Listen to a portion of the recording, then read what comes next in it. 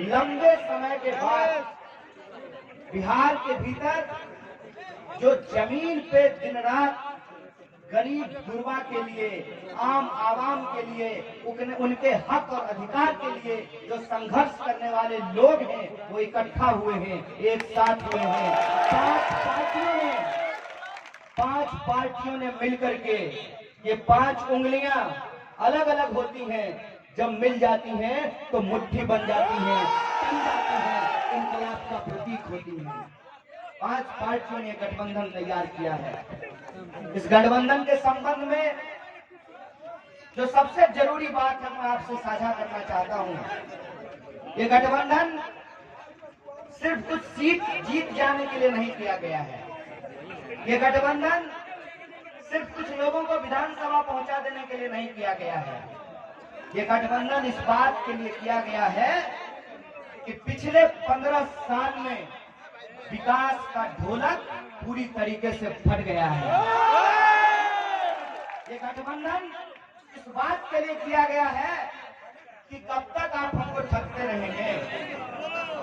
ये सारण की धरती है, महान कवि, स्वतंत्रता सेनानी मिश्र जी की भूमि है। ये भोजपुरी के शेक्सपियर कहे जाने वाले भिखारी ठाकुर लिखते थे, नौवा कमाई लोर चुआई बबुआ जैहन देश।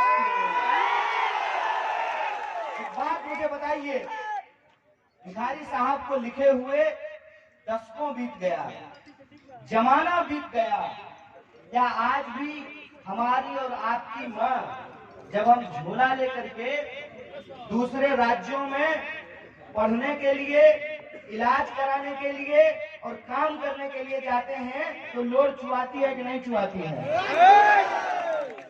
विरह के बारे में लिखे हुए जमाना बीत गया। विदेशिया नाटक आप लोगों ने देखा होगा, काहे गए कलकत्ता ये सजनी।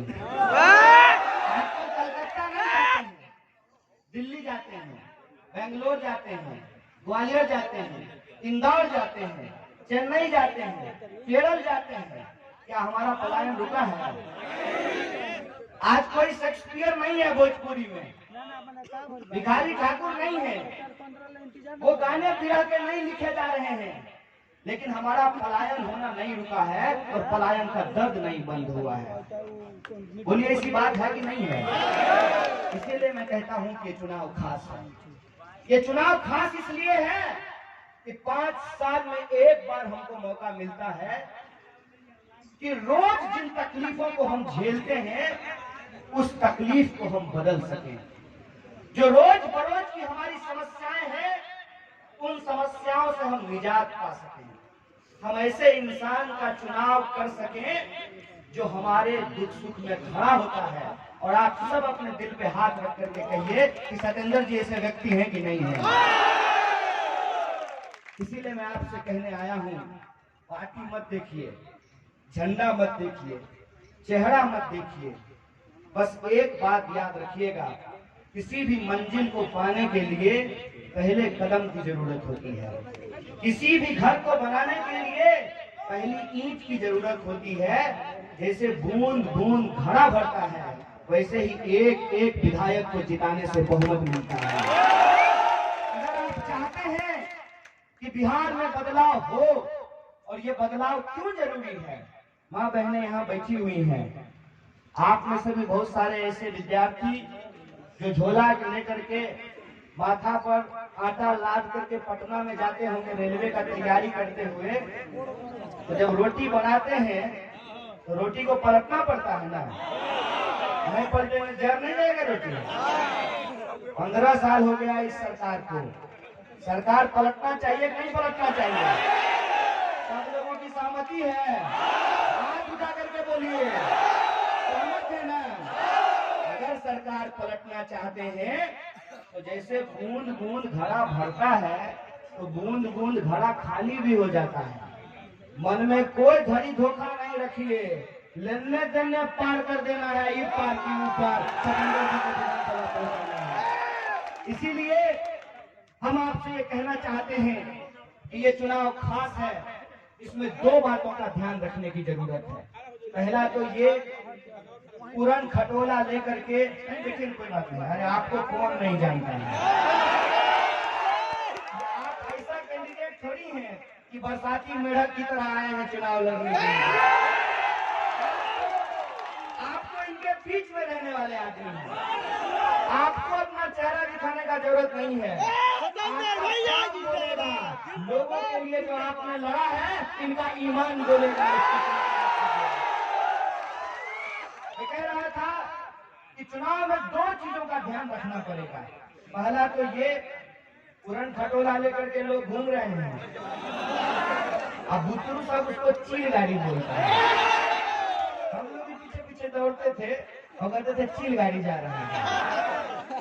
चील गाड़ी पे जो घूमने वाले हैं वो आकर के बिहार में इधर उधर की बात करते हैं, उनको पता ही नहीं है बिहार का मुद्दा क्या है।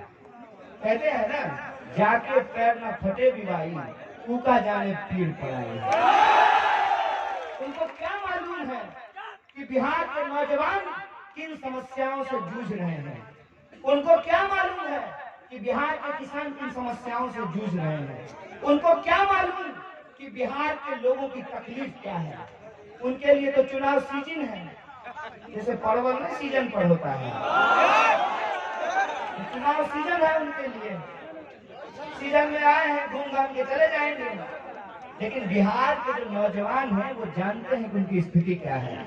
माँ बाप पेट काट करके, जमीन सूद भरना लगा करके, बैंक से लोन लेकर के बच्चा को इंजीनियरिंग करवाते हैं, MBA करवाते हैं, पॉलिटेक्निक कराते हैं, ITI कराते हैं। सब टेक्निकल हैंड ले लेने के बावजूद साल भर तैयारी करता है और परीक्षा फीस के नाम पे ऐसे लगता है जैसे सरकार रंगदारी वसूल रही है। अरे रंगदारी वसूल लेता है ना, इस बात का गारंटी होता है कि सुरक्षित है। सरकार परीक्षा फीस वसूल लेती है, लेकिन इस बात का गारंटी नहीं होता कि परीक्षा होगी। अगर परीक्षा होती है तो परीक्षा के परिणाम से पहले ही, परीक्षा हॉल से पहले ही प्रश्न पत्र लीक हो जाता है। आप बताइए, और ये बात मैं कोई आपके भी पहली बार नहीं कर रहा हूँ। मुझे हसुआ के ब्याह में खुरपी का गीत गाने का आदत नहीं है, लेकिन एक बात मैं आपको याद दिलाता हूँ। जनगण मन यात्रा के दौरान ये लोग मौजूद हैं हमारे साथ। जब हम सभा करने के लिए आए थे तो मंच पे लोग मौजूद थे और यही सब बात हम कह रहे थे। हम कह रहे थे कि बिहार का सबसे बड़ा सवाल रोजगार का सवाल है। कुछ बुतरू सब हमारा बात सुना नहीं, गाड़ी पे पत्थर मारने आ गया। हम बोले रे चिलका, बेटा भागने वाला हम नहीं है, लपेट के जो हमारा सवाल है उसको लड़ेंगे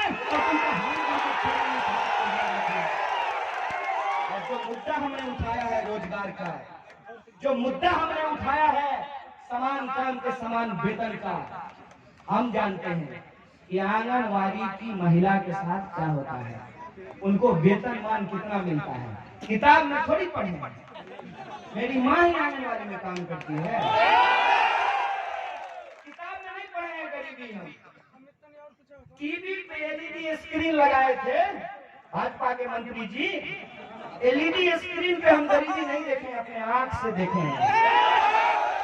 हम जानते हैं कि बिहार की समस्या क्या है, हमको मालूम है कि स्कूलों में क्या होता है।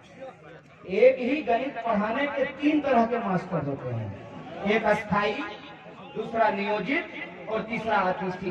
है भाई, आप मुझे बताइए कि खेत में काम करने वाला 2 व्यक्ति के हाथ में आपने कुदाल थमाया है, एक को दीजिएगा 100 रुपया, दूसरे को दीजिएगा 50 रुपया, ये न्याय है कि अन्याय है? इसीलिए हमने कहा है कि हम समान काम का समान वेतन लागू करेंगे। इसीलिए हमने कहा है कि जो आंगनवाड़ी है, आशा वर्कर है, उनके वेतनमान को बढ़ाया जाएगा। इसीलिए हमने कहा है कि बिहार में जो नौजवान हैं उनके रोजगार की गारंटी की जाएगी। इसीलिए हमने कहा है कि आप इधर उधर की बात कीजिए। एक शेर कहा जाता है ना तू इधर उधर की बात ना कर, ये बता कि काफिला लुटा कैसे। आप इधर उधर की बात मत कीजिए, आप बताइए कि आपने अपने वादों को कितना पूरा किया है। दूसरे का गलती गिनाने से हमारी गलती छुप जाएगी क्या? दूसरे को गाली देने से हमारी प्रतिष्ठा बढ़ जाएगी क्या? इसी को कहते हैं चलनी दुसलक सूख कर। अपने आपके पास इतना छेद है, एक भी वादा आपने पूरा नहीं किया है, एक भी सवाल का आप जवाब नहीं दे रहे हैं, और हम लोगों को 30 साल पीछे धकेलना चाहते हैं। आपकी हर कोशिश को नाकाम करेंगे। बिहार इस बार 30 साल पीछे नहीं, 30 साल इस बात को याद रखिएगा कि हम भूलने वाले लोग नहीं हैं। गजनी सिनेमा चल रहा है बिहार में, तो हम लोगों को शॉर्ट टर्म मेमोरी लॉस हो गया है। सब याद है, सब याद है, क्योंकि ये धरती ज्ञान की धरती है। भगवान बुद्ध को भी बिहार में ही आकर के ज्ञान की प्राप्ति हुई है।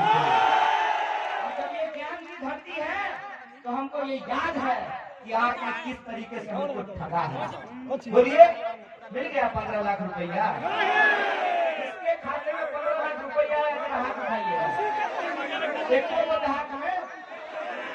यही सवाल अपने किसी भाजपा के मित्र से भी पूछिएगा कि दोस्त, सब बात ठीक है, चुनाव होते रहेगा, राजनीति होती रहेगी, समाज नीति को हम बिगाड़ना नहीं चाहते हैं। चाय पीते पीते बिना चर्चा किए सवाल पूछ लीजिएगा कि हमारे खाते में नहीं आया, अगर तुम्हारे खाते में आ गया है तो हम वोट देने के लिए तैयार हैं। बोलिए, किसके खाते में आया? मिला हर साल 2 करोड़। तो खाली सपना दिखाइएगा। कितना बार? काठ की हारी बार बार नहीं चढ़ती है। एक बार चढ़ा लिए तो ठीक। और दूसरी जो सबसे जरूरी बात, एक तो मुद्दे की बात, इस बार का चुनाव बिहार के मुद्दे पे होगा, इधर उधर के सवाल पर नहीं होगा। और दूसरा सबसे जरूरी बात जो हमने आपको कहा कि इस बार के चुनाव में 2 महत्वपूर्ण चुनौतियां हैं। पहली चुनौती ये है कि हम बिहार में बिहार के मुद्दों पर, बिहार के लोगों के सवाल पर चाहते हैं कि यह चुनावी विमर्श हो और जो मुस्तकबिल बिहार का तय किया जाए, जो जनमत मिले तो बिहार के मुद्दों पर मिले, वो रोजगार के सवाल पर मिले, सम्मान के सवाल पर मिले। और दूसरी सबसे बड़ी चुनौती ये है कि जनमत तो हम लोग देते हैं, हर 5 साल में विधायक चुनते हैं। ऐसा थोड़ी हुआ है कि जब से देश आजाद हुआ है कभी नहीं हुआ है कि चुनाव नहीं हुआ है। अरे फसल नहीं होता है, नौकरी नहीं मिलती है, महिलाओं के साथ अत्याचार नहीं होता है, मान सम्मान नहीं मिलता है, भेदभाव नहीं बंद होता है, लेकिन चुनाव चलते रहता है। तो जो दूसरी चुनौती है वो चुनौती इस बात की है कि जिस लोकतांत्रिक प्रक्रिया में जनता मालिक होती है, वो प्रक्रिया ये है कि बूढ़ा हो या नौजवान, काला हो या गोरा, मोटा हो या पतला, अमीर हो या गरीब, फॉर्च्यूनर पे चढ़ने वाला हो कि हेलीकॉप्टर पे उड़ने वाला या टुटलका एवं साइकिल पे अपनी जिंदगी गुजर बसर करने वाला, सबका वोट बराबर होता है। और ये जो आपका हक है, ये जो आपका अधिकार है, उसी अधिकार की ताकत है कि उड़न खटोला कभी कभी जमीन पर आपके गांव में आ जाते हैं। और ये तो आपकी ताकत है, उस ताकत का ही ये असर है कि नेता आपके सामने हाथ जोड़ करके खड़े हो जाते हैं, हाथ जोड़ लेते हैं, कहिएगा तो लेट जाएंगे, बोलिएगा तो मुर्गा भात खा लीजिए। मुर्गा भात बहुत भीड़ भइल बा, बहुत मुर्गा भात खाइए, क्योंकि अपने फूफा के घर से वो आपको मुर्गा भात नहीं खिलाएगा। आप ही का पैसा है, हाला बहुत हाला है, और आप ही को चुनाव में 5 दिन मुर्गा भात खिला देता है। लेकिन एक बात याद रखिएगा, इस समय अगर मुर्गा भात खाए और अपना 5 साल का तकलीफ नहीं याद रखे तो 5 साल फिर आपको मुर्गा बनाएगा। मुर्गा भात खा लीजिए, उसमें हमको कोई दिक्कत नहीं है, कोई दे रहा है तो ले लीजिए, कौन अपने बाप के घर से दे रहा है, आप ही का है, आप ही को दे रहा है, ले लीजिए। लेकिन जब वोट करने जाइएगा तो ईवीएम के सामने एक बार खड़ा होकर के सोचिएगा कि अगर गलत आदमी के सामने बटन दबाएं तो 5 साल पछताना पड़ेगा। सोचिएगा कि हमको ऐसे व्यक्ति का चुनाव करना है जो जीत करके जाए तो पटना में होटल नहीं खेलने लगे। आप देखे हैं ना, विधानसभा चुनाव हो जाता है, उसके बाद विधायक सबको जैसे बक्कू में लोग भुस्सा नहीं कसता है, वैसे ही बस में विधायक को कस करके होटले रिजॉर्ट उसको लेकर के घूमता है। देखे नहीं देखे।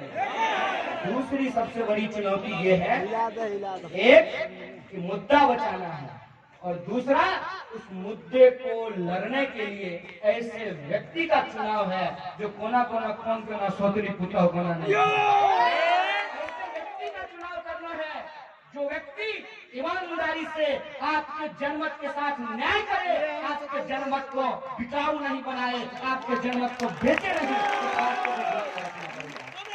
आपको इस बात को ध्यान रखना है कि हम लोग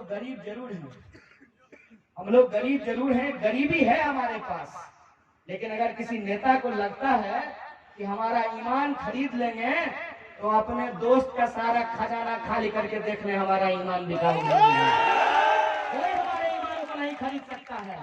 इसीलिए आपको अपने बीच में ऐसे व्यक्ति का चुनाव करना पड़ेगा जो अपना सर कटा दे लेकिन बेईमानी के सामने अपना सर नहीं झुका सकता है। इसीलिए हम आपसे आग्रह करने के लिए आए हैं, जैसे एक एक ईंट जोड़ करके घर बनता है, एक एक विधायक को जिता करके बहुमत मिलता है। आप अगर सरकार बदलना चाहते हैं ना, सबकी बात है, तो आप अपना समर्थन सत्येंद्र जी जैसे व्यक्ति, जुझारू व्यक्ति को अपना समर्थन दीजिए। और अगर आप कहेंगे तो हम इनको आज माला पहना देंगे, पहना दें, सबकी बात। तो हम सत्येंद्र जी को माला पहना देते हैं और हमको पूरा भरोसा है कि मांझी विधानसभा में इस बार परिवर्तन होगा।